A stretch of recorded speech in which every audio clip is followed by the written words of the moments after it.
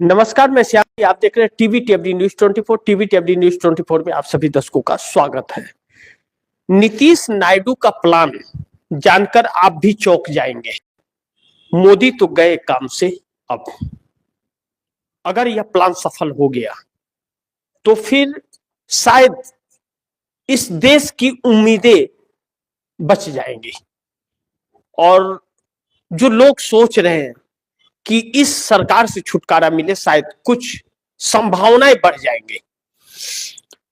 अब हम इस पर चर्चा करें कि आखिर यह तैयारी क्या है नीतीश की और चंद्रबाबू नायडू का, या चंद्रबाबू नायडू और नीतीश का यह प्लान या नीतीश की यह तैयारी जो है वह क्या है।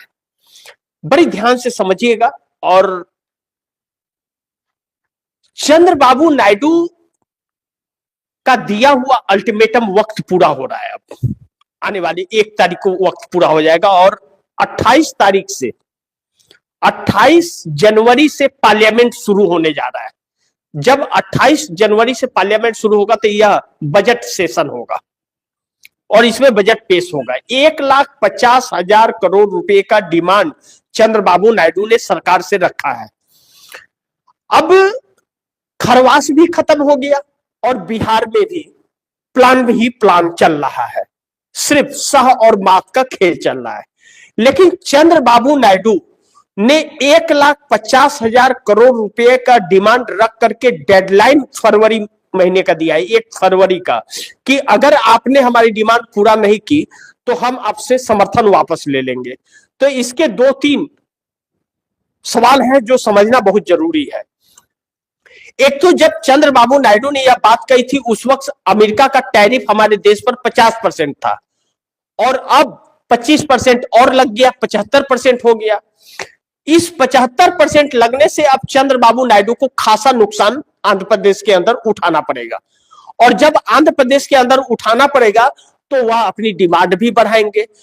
चूंकि हमारे देश की सरकार का खजाना खाली है, यह ढोंगी सरकार सिर्फ झूठ बोलती है कि हम इतना हमारा ग्रोथ है, इतना हमारे जीडीपी है, इतना हमारे पास में वो है, हम विश्व गुरु है, डंका बज रहा है, पंखा बज रहा है। हकीकत यह है कि लंका लगा हुआ है। यह चाइना के साथ जो डील कर रही है भारतीय जनता पार्टी आरएसएस अपना घर भरने के लिए कर रही है, देश के भले के लिए नहीं बल्कि देश कहीं ना कहीं बेचने के लिए। क्योंकि आप उस व्यक्ति से डील कर रहे हो। आरएसएस कौन होता है डील करने वाला? चाइना के प्रतिनिधि मंडल से आरएसएस क्यों मिल रहा है? यह बहुत बड़ा एक सवाल है कि आरएसएस क्यों मिल रहा है, कौन है आरएसएस, और भारतीय जनता पार्टी के नेता क्यों मिल रहे हैं, सरकार क्यों नहीं मिल रही है। यानी कि सरकारी वह चीज नहीं है। प्रतिनिधि मंडल जो मिल रहा है वह भाजपा और आरएसएस से डील कर रहा है, यानी कि इस देश को आरएसएस चला रहा है। और यानी कि चाइना एक तरफ बात कर रहा है और दूसरी तरफ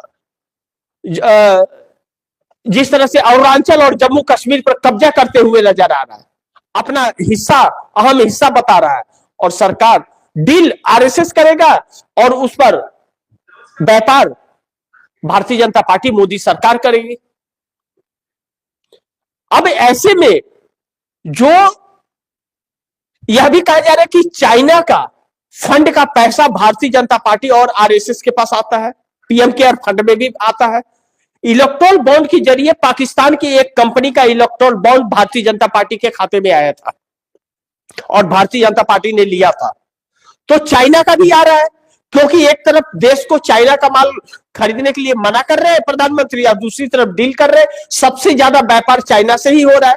तो अब चंद्रबाबू नायडू जो भारतीय जनता पार्टी को डेडलाइन दिए हुए थे 1 फरवरी को, वो डेडलाइन पूरा होने जा रहा है और नरेंद्र मोदी अभी भी उस डेडलाइन को ध्यान में नहीं रखे हुए और यह गुमराह करने की कोशिश की जा रही है कि अभी थोड़ा बहुत ले लो, बाद में देखेंगे। और चंद्रबाबू नायडू मानने को तैयार नहीं है, क्योंकि 50% टैरिफ लगने के बाद 25,000 करोड़ रुपए के रेवेन्यू का आंध्र प्रदेश को नुकसान हुआ। सी फूड्स मछुआरों का कारोबार ठप हो गया और 25% और लगने के बाद में पूरा कारोबार ठप होने जा रहा है।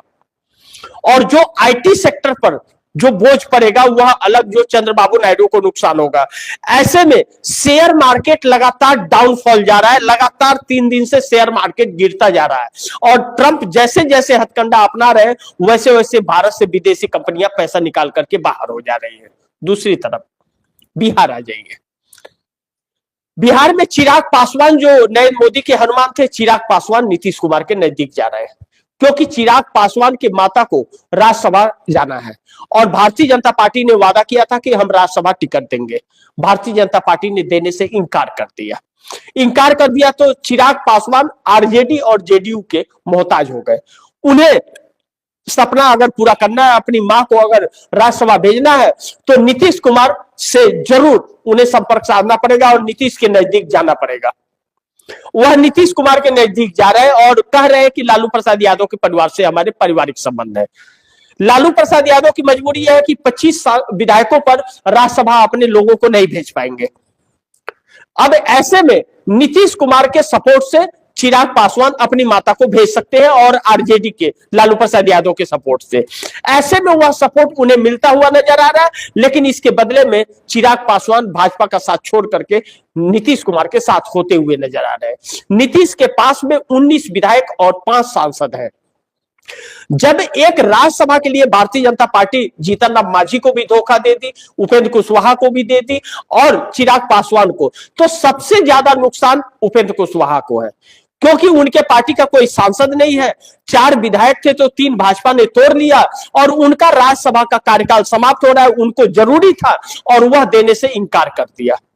ऐसे में नीतीश कुमार की पार्टी में वह विलय करने जा रहे हैं अपने आप को, क्योंकि उपेंद्र कुशवाहा पहले भी जेडीयू के ही हिस्सा थे। ऐसे में नीतीश कुमार उन्हें भेज सकते हैं, लेकिन चिराग पासवान को सपोर्ट करके नीतीश कुमार चिराग पासवान के माता को भी भेजकर इनका सपना पूरा कर सकते हैं और बदले में चिराग पासवान नीतीश कुमार को सपोर्ट करेंगे बिहार में। तो जब 19 विधायक चिराग पासवान के बिहार में सपोर्ट कर देंगे और नीतीश कुमार एक दूसरी सरकार अगर बनाते हैं, भाजपा का साथ छोड़ते हैं, विपक्ष परिवर्तन कर रहे हैं, तो फिर भारतीय जनता पार्टी संकट में आ जा रही है। जो सपना अपना सीएम बनाने का देख रही थी वह सपना टूट गया और नीतीश कुमार तो अब लालू प्रसाद यादव से मुलाकात भी करने वाले हैं दही चूड़ा पर, जिसे आमंत्रित भी किया गया है। जो तेज प्रताप यादव भारतीय जनता पार्टी में जाने वाले थे, तेज प्रताप यादव को नीतीश कुमार ने कहा जा रहा है रोक दिया और बातचीत करके लालू प्रसाद यादव से तेज प्रताप को मिला दिया। लालू प्रसाद यादव ने तेज प्रताप को बुला करके माफ कर दिया और पार्टी में जो सस्पेंशन था उनका, उसको रद्द कर दिया और फिर पार्टी की कमान संभालेंगे। ऐसे में आरजेडी को टूटने से भी नीतीश कुमार ने बचाया। अब बिहार के अंदर यह कहा जा रहा है कि अब यह दही चूड़ा जो है खरवास खत्म हो गया और दही चूड़ा जो चल रहा है, इस दही चूड़ा पर भारतीय जनता पार्टी को दही बना करके पी जाएगा बिहार। यह तो वक्त बताएगा पी पाएगा कि नहीं, लेकिन नरेंद्र मोदी तो बहुत बुरी तरह से घिर गए, इस बात से हम इनकार नहीं कर सकते।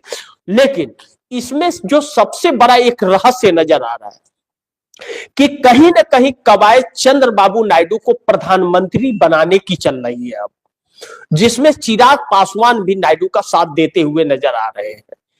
ऐसे में अगर चंद्रबाबू नायडू को प्रधानमंत्री बनाने की बात अगर चल रही है, तो ऐसे में नीतीश कुमार तो चंद्रबाबू नायडू का स्वयं साथ देंगे और उसी इंडिया गठबंधन को जो टूटी फूटी थी उसको नीतीश कुमार एक कर रहे हैं।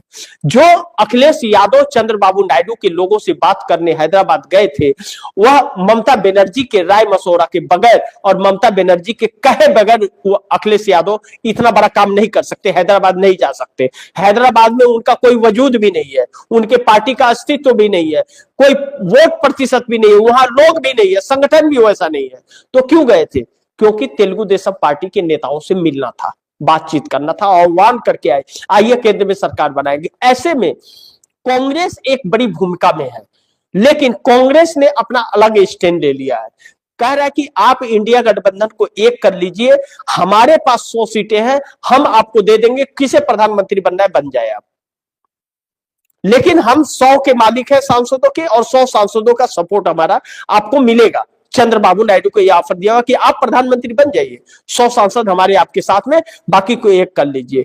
अब कहा यह जा रहा है कि वह काम नीतीश कुमार कर रहे हैं और नीतीश कुमार ही सबसे संपर्क कर रहे हैं और चंद्रबाबू नायडू नीतीश के संपर्क में है। मैं नहीं जानता, यह वक्त बताएगा। अब तो वक्त की ही बात हो रही है लगातार, और बाकी किसका क्या भरोसा करे। लेकिन अब कुछ बहुत बड़ा राजनीति में उथल पुथल होने जा रहा है। 2026 जो है नरेंद्र मोदी के लिए बहुत भारी पड़ने जा रहा है। यह बात तो अब बड़ी प्राथमिकता से कही जाने लगी है और घातक भी साबित हो रहे हैं नरेंद्र मोदी, क्योंकि अमेरिका से लेकर के चीन तक हमारे देश पर जो अपना शिकंजा कस रहा है, आने वाले देश वक्त में यह देश गुलाम बन जाएगा और आरएसएस और भाजपा मालामाल बन जाएगी। तो सोचिए कि क्या होने वाला है। ऐसे में अगर यह प्लान नीतीश नायडू का अगर सफल हो जाता है तो फिर आप सोचिए कि यह एक झटका ही होगा। जो देश अब नीतीश नायडू पर भरोसा नहीं करता, फिर एक बार उम्मीदें उसकी जग जाएगी। नहीं, अब जो खो दिया वह वापस तो नहीं आएगा, लेकिन कम से कम जिस हाल में है उस हाल में तो रह जाएंगे। बहुत कुछ परिदृश्य बदलने वाला है, लेकिन कहते हैं कि रावण का भी अंत हुआ था, मोदी काल का भी अंत नजदीक आ गया है, ऐसा प्रतीक हो रहा है। बाकी देखते हैं क्या होगा। जो भी होगा खबरें आप दर्शकों तक पहुंचाते रहूंगा। आप दर्शकों की क्या राय है, क्या सुझाव है, कमेंट बॉक्स में जरूर दीजिएगा। इस खबर को ज्यादा से ज्यादा शेयर कीजिएगा, अपने दोस्तों को भी कहिएगा आगे शेयर करें। आपने अगर टीवी टेबली न्यूज 24 को सब्सक्राइब नहीं किया, सब्सक्राइब कर लीजिएगा। अपने दोस्तों को भी कहिएगा सब्सक्राइब करें। मिलते हैं फिर अगली खबर के साथ, तब तक के लिए नमस्कार।